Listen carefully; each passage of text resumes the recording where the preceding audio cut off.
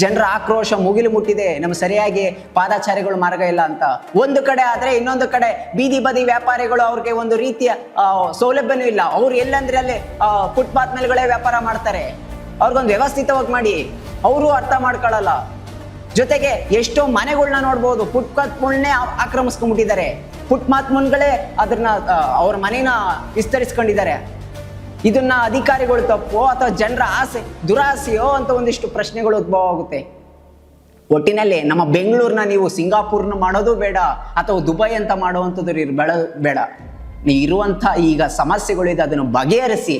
ಅವಾಗ ನೀವು ಆ ರೀತಿ ಸಿಂಗಾಪುರು ಅಥವಾ ದುಬೈ ಅಂತ ಮಾಡುವಂತ ನೋಡಿರ ಜನಪ್ರತಿಗಳೇ, ದಯವಿಟ್ಟು ನೋಡಿ. ಜನರ ಆಕ್ರೋಶ ಮುಗಿಲು ಮುಟ್ಟಿದೆ. ಎಷ್ಟೋ ಜೀವಗಳು ನಾವು ನೋಡ್ತಾ ಹೋದಾಗ ಸುಮಾರು ಏನಿಲ್ಲ ಅಂದ್ರೆ ಬೆಂಗಳೂರಿನಲ್ಲೇ ಅರ್ಧಕ್ಕರ್ಧ ಜನ ಫುಟ್ಪಾತ್ ಪಾದಚಾರಿ ಮಾರ್ಗ ಇಲ್ದೇನೆ ಸತ್ತೋಗಿರೋದು ನಾವು ನೋಡ್ತಾ ಹೋದಾಗ ಮನುಷ್ಯರ ಜೀವನಕ್ಕಿಂತ ಜೀವಕ್ಕಿಂತ ಜೀವನನೇ ಮುಖ್ಯ ಅಂತ ಪ್ರಶ್ನೆಗಳು ಉದ್ಭವ ಆಗ್ಬಿಟ್ಟಿದೆ. ಎದ್ದಿಲ್ದದೆ ಏಕಾಕಿ ಎಲ್ಲಿ ನೋಡಿ ಹಬ್ಬ ಹರಿದಿನ ಬಂತು ಅಂದ್ರೆ ಫುಟ್ಪಾತ್ ಮೇಲೆ ವ್ಯಾಪಾರ, ಹೆಂಗ್ ಬೇಕಾದ್ರೆ ಫುಟ್ಪಾತ್ಗಳ ಮೇಲೆ ವ್ಯಾಪಾರ ಮಾಡ್ತಾರೆ. ಬಂದು ಅದನ್ನ ತೆಗೆದು ಬಿಸಾಕ್ಬಿಟ್ಟು ಹೋಗ್ತಾರೆ.